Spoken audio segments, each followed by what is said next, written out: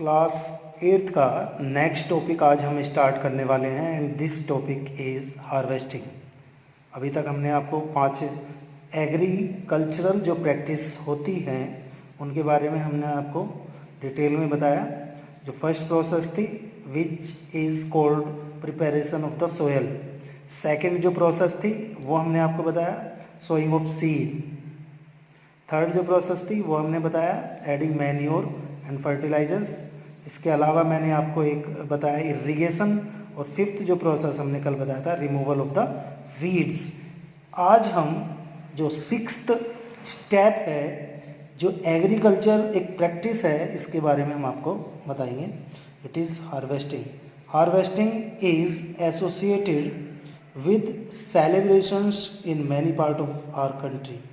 Harvesting जो जुड़ा हुआ है हमारे देश में, जब हार्वेस्टिंग किया जाता है तो बहुत सारे सेलिब्रेशन, बहुत सारे त्योहारों के रूप में उसे मनाया जाता है। Festivals like Baisakhi, Bihu and Nobanna are example of the harvest festivals. जब फसलों को काटा जाता है तो आपने सुना होगा बैसाखी का त्यौहार है जब गेहूं की फसल को काटा जाता है, और सर्दियों के लास्ट में, गर्मियों की स्टार्टिंग में, अप्रैल के महीने में बैसाखी को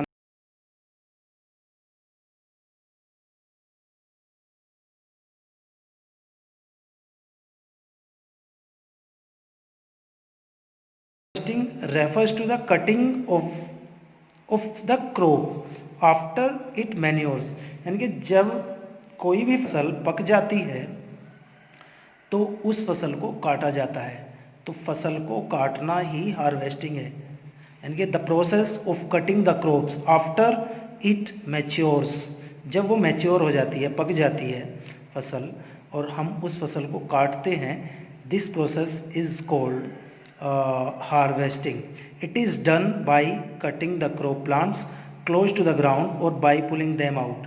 या तो उस फसल को किसी भी हमारा जो एग्रीकल्चरल टूल हैं उनका हम यूज़ करते हैं और उस फसल को हम काट लेते हैं ज़मीन से मिला करके, और पुल्ड देम आउट, या उसे हम खींच लेते हैं, उखाड़ लेते हैं। Harvesting is done by hand with the help of sickle.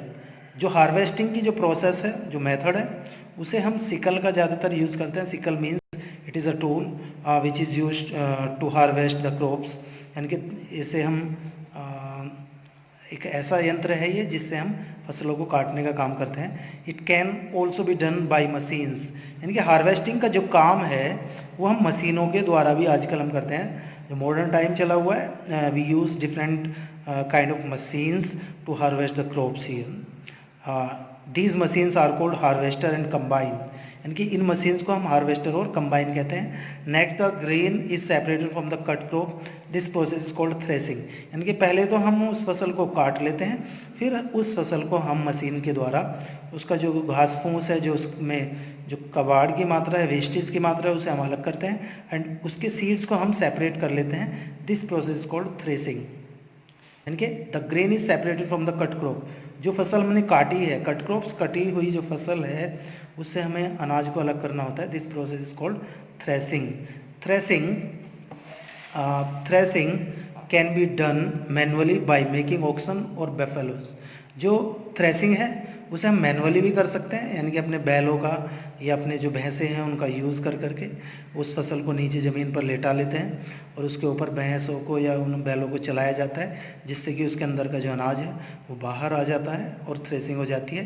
इसके अलावा the cut crops it can be done by machines is called combine. जो कंबाइन मशीन है, जो थ्रेसिंग मशीन है, थ्रेसिंग मशीन का यूज़ करके हम उन अनाज को, उस अनाज को वहाँ से अलग कर लेते हैं। आफ्टर थ्रेसिंग, इनके थ्रेसिंग करने के बाद में the grain has to be separated. अनाज को अलग करना होता है फ्रॉम द चैफ, भूसे से।